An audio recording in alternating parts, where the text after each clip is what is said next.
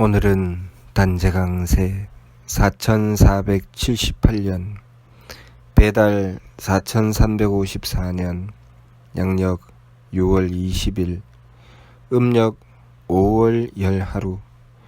이 시간은 6월 셋째 주 일요일 경일 경배 시간입니다. 이번 주에 한백음께서 주신 말씀은 한백음을 모시는 삶이 가장 완벽한 삶이다 라는 말씀입니다. 우리는 내가 지금 이 몸을 가지고 있고 내가 쓰는 것이 나의 마음이며 나의 생각으로 내가 살아가는 삶을 살아가고 있다고 생각합니다. 모든 것은 내 마음에 따라 내 생각에 따라 좌우된다고 생각하지요. 그러나 우리는 철저하게 하느님에 의해서 창조되고 하느님에 의해서 주관되는 삶을 살아가고 있다는 것을 알아야 합니다. 하느님께서는 삼신으로서 우리를 창조하시니 조화주 한님이시고 우리를 가르쳐 깨우쳐 주시니 교화주 한웅이시고 우리를 다스려 지켜주시니 치화주 한금이십니다. 우리의 삶은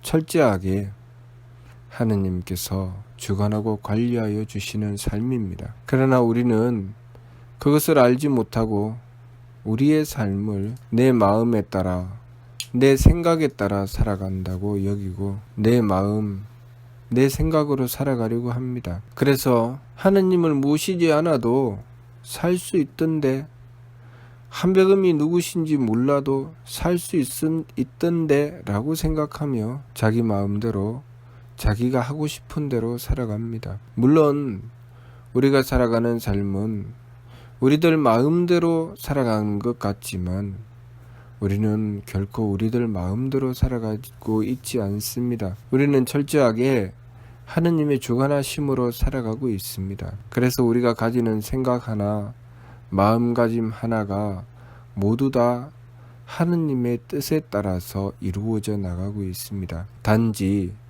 우리가 그렇게 주관하시는 분이 하느님이시라는 것을 잘 알지 못할 뿐입니다. 우리가 한 가정을 이루고 그렇게 자녀를 길러나가는 부모가 되었을 때 부모로서 어떻게 행하는 것이 옳은 것인지 어떻게 살아가야 하는지 그것을 잘 알지 못하지만 어떤 이는 부모로서 바르게 행하고 옳은 삶을 지켜나가는 이가 있는가 하면 어떤 이는 부모로서 온전하게 잘 행하지 못하는 경우도 있습니다. 부모로서 무엇을 해야 될지 어떻게 해야 될지 잘 알지 못하기 때문이죠. 또 스승이 되어서도 마찬가지입니다. 스승이 되어서 제자를 바르고 옳게 인도하여 바른 길로 제자를 가르치는 스승이 있는가 하면 또 잘 알지 못하여 제자에게 바른 가르침을 잘 주지 못하는 경우도 있습니다. 지도자가 되어서도 마찬가지죠. 지도자가 되어서도 지도자로서 항상 옳음을 지켜 그 백성들을 지키고 백성들을 보호하며 그 옳음으로써 백성들에게 옳은 지도자가 되는 이가 있는가 하며 그 반면 자신이 무엇을 해야 될지 어떻게 해야 될지 알지 못하여 오직 권력에 대한 욕심만 가지고 지도자가 되고자 하는 이도 있습니다. 우리는 그러한 모든 삶이 하느님을 제외한 하느님이 배제된 삶을 살아가고 있다고 여기고 있습니다. 그러나 우리의 그 모든 삶은 철저하게 하느님의 주관하심으로 이루어져 있다는 것을 우리는 알아야 합니다.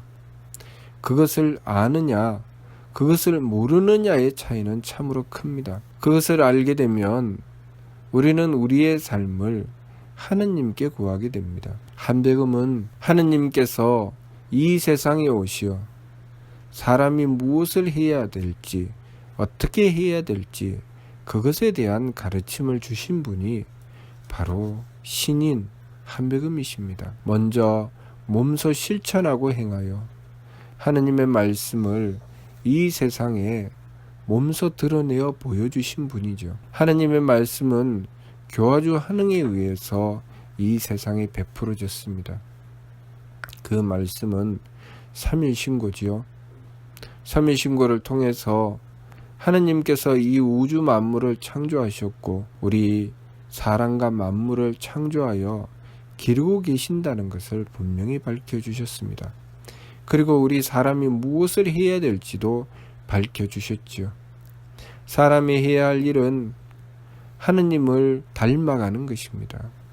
하느님을 닮아서 하느님께서 주신 성품과 목숨과 정기를 가지고 하느님의 덕을 받들고 하느님의 지혜를 받들고 하느님의 힘을 받들어 살아가는 것입니다. 그렇게 점점 하느님을 닮아가는 삶을 추구해 나가고 그 결과로 하느님을 모시는 굴령저철의 반열에 오르는 것이 사람이 해야 할 일입니다. 그렇기 때문에 우리 사람이 살아가면서 추구해 나가는 방향은 하느님의 뜻이어야 하는 것이죠. 우리가 하느님의 뜻을 받들고 살아가게 되면 우리는 보다 더 사람다운 삶을 추구해 나갑니다.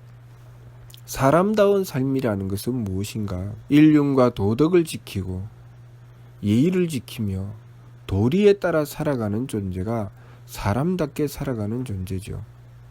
만일 우리가 사람의 삶을 살아간다고 하면서 우리의 본능대로 살아가게 된다면 내가 욕심이 생기는 대로 그리고 내 욕심을 채우기 위해서 온갖 망령된 생각을 추구해서 교활한 장꾀로서 삶을 추구해 나가며 그리고 예절과 도덕은 전혀 아랑곳하지 않고 오로지 자신만을 위해서 살아간다면 그것은 사람의 삶이라고 할 수 없지요. 소위 사람이라고 하는 것은 다른 짐승들과는 구분이 되는 것입니다. 왜 구분이 될까요? 사람이 추구하는 것은 하느님을 닮아가는 삶이기 때문입니다. 그래서 사람의 삶은 신과 같이 보존된 것입니다. 우리가 오늘날 누리고 있는 이 문화와 문명은 신과 같은 모습을 가지게 됩니다. 우리가 다른 짐승들과 다르게 풍요한 삶을 얻게 되는 것은 신을 모시기 때문입니다. 하느님을 모셔서 하느님의 뜻을 받들기 때문입니다. 그렇기 때문에 우리 삶에 가장 완벽한 것은 하느님이신 한백음을 모셨을 때 가장 완벽하게 되는 것입니다. 우리의 삶은 하느님을 모셔서 완벽한 삶이 되는 것과 짐승의 삶을 살아가는 것, 그 사이에 존재합니다. 짐승의 삶은 오로지 본능만을 추구하죠. 본능만을 추구하며 제 욕심을 채우기 위해서 온갖 짓을 다 합니다. 그것이 바로 짐승의 삶이죠. 그러나 하느님은 그렇지 않으시죠. 하느님은 이 우주 만물을 창조하셨고 이 우주 만물에 깃들어져 있는 모든 이치가 하느님의 지혜로 이루어져 있습니다. 그리고 항상 서로 돕고 서로 살릴 수 있도록 만들어 놓으셨습니다. 이 자연의 이치를 보면 나무가 자라서 공기를 정화시키고 또 땅에 있는 온갖 박테리아들이 땅을 정화시키고 그리고 물에 있는 흙과 모래가 물을 정화시키고 그렇게 이 세상에 있는 모든 만물들이 서로를 도와가며 서로를 살리며 살아가고 있습니다. 이 만물을 창조하시고 주관하시는 하느님은 그렇게 만들어 놓으셨습니다. 그런데 그 하느님께서 창조하여 주신 것을 받아서 살아가는 우리들, 우리 사람과 만물은 그것을 쓸 때 그렇게 서로 도우며 서로 살리며 살아가고 있는가? 그렇지 않지요. 서로 차지하기 위해서 상대를 해치고 서로의 욕심을 채우기 위해서 싸우고 심지어는 죽이기까지 하죠. 내 영역, 내 것, 자신의 욕심을 채우기 위해서 상대를 해치고 죽이기까지 하는 것이 바로 사람과 만물입니다. 특히 만물이죠.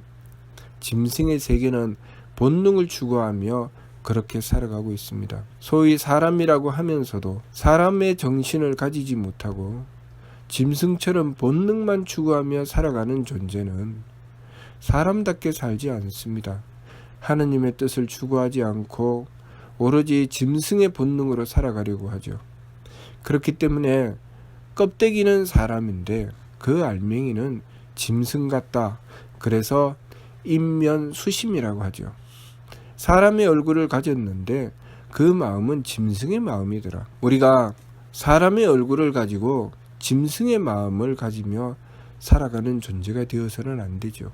그것은 껍데기만 사람이지 그 사람이 가지는 마음, 그 사람이 가지는 생각, 그 사람의 행위는 짐승일 수밖에 없습니다. 우리는 점점 하느님을 닮아가며 성장하고 발전해 나가는 존재입니다. 그렇기 때문에 우리가 지극히 수도하고 갈고 닦아서 우리의 삶을 완성해 나가면 굴령저철의 반열에 오르고 굴령저철이 되어서는 하느님을 모시고서 하느님의 명을 받들어 행하여 이 우주 만물을 창조하고 주관하고 다스리시는 하느님의 뜻을 받들어 행하게 되는 것입니다. 우리는 인간의 삶을 살아가면서 그것을 연습하는 것이죠.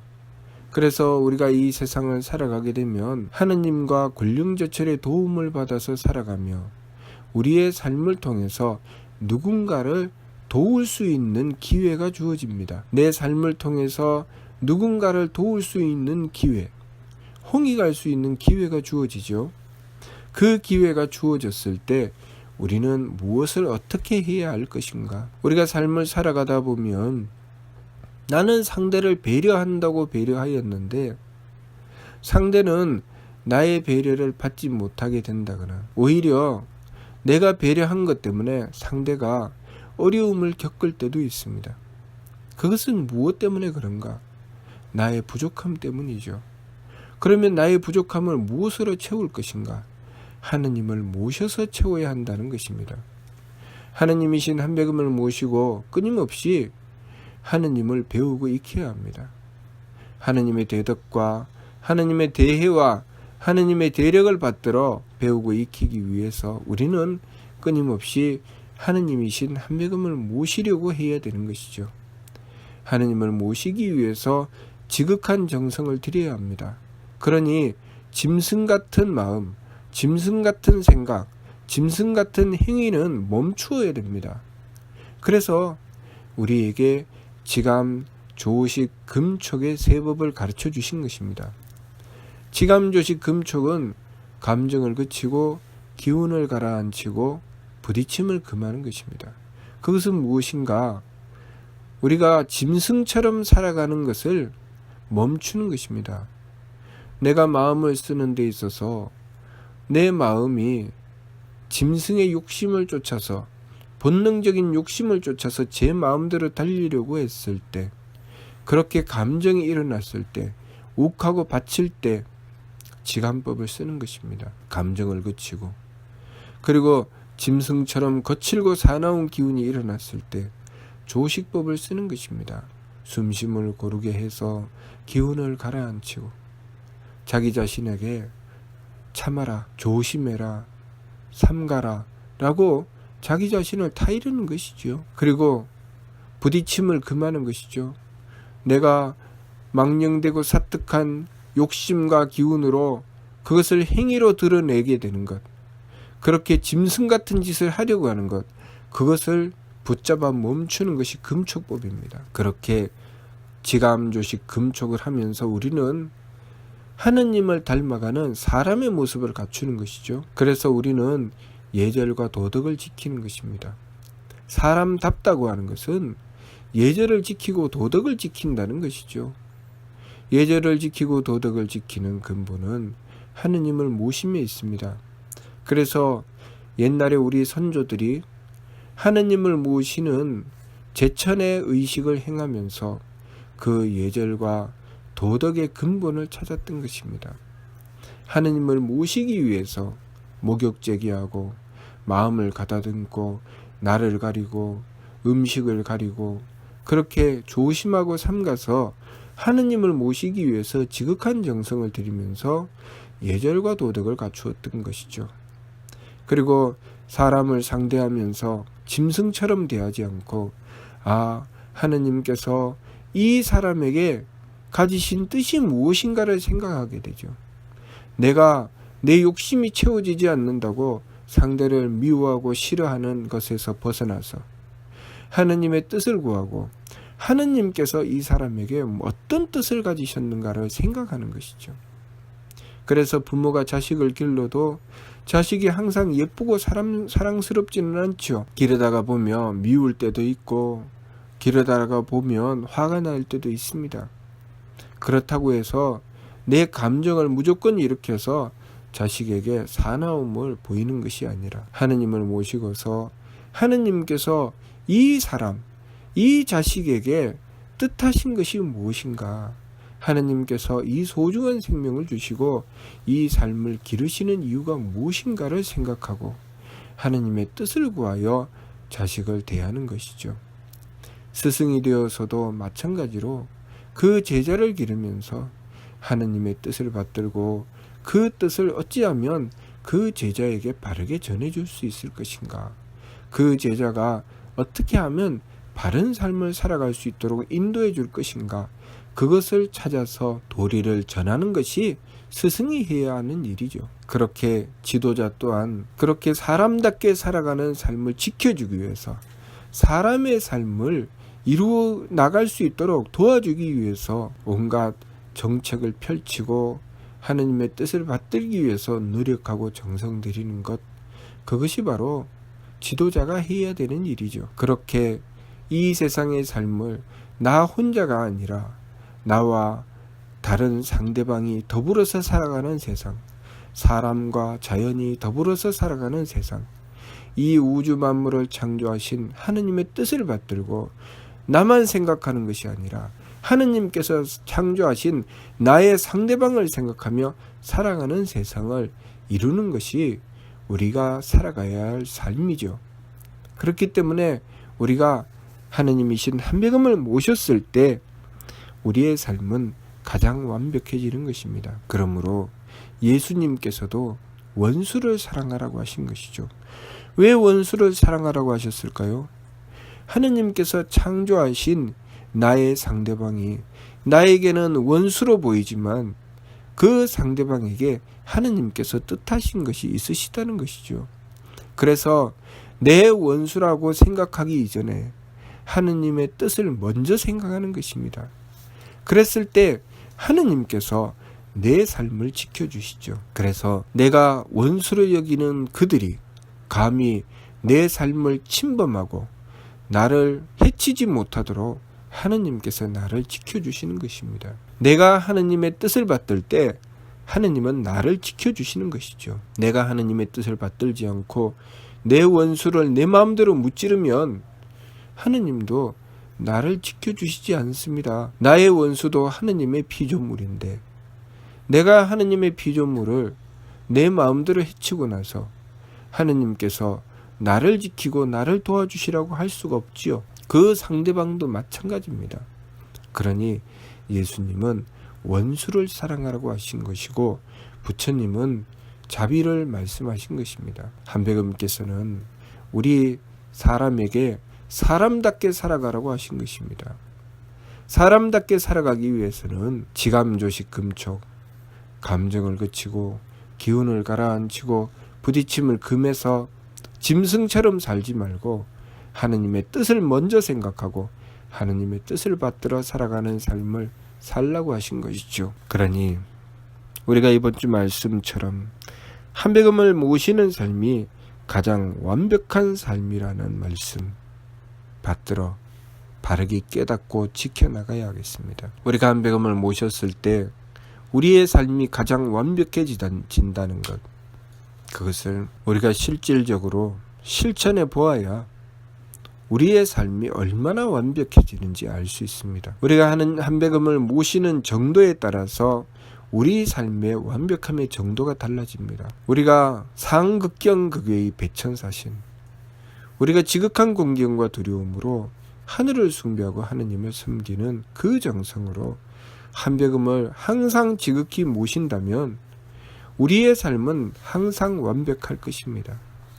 그러나 만일 우리가 어쩌다 한 번씩 한백음을 모신다면 우리의 삶은 어쩌다 한 번씩 완벽해질 것입니다. 우리가 한백음을 모실 줄 모르고 내 마음대로 살아간다면 우리의 삶은 완벽해질 줄을 모르게 될 것입니다. 그러니 우리의 삶이 완벽한 삶이 되어서 내 욕심을 채우는 것이 아니라 내 삶에 참다운 가치를 발휘하는 삶이 되도록 하기 위해서는 항상 한백음을 모셔서 우리 삶의 완벽함을 한백음께서 주관하여 주실 수 있도록 우리가 한백음의 도우심을 구하여야 하겠습니다. 이번 주 말씀, 한백음을 모시는 삶이 가장 완벽한 삶이다. 우리가 이 말씀을 받들고 살아가면서 우리 삶이 얼마나 완벽해지는지 직접 경험해 보아야 하겠습니다.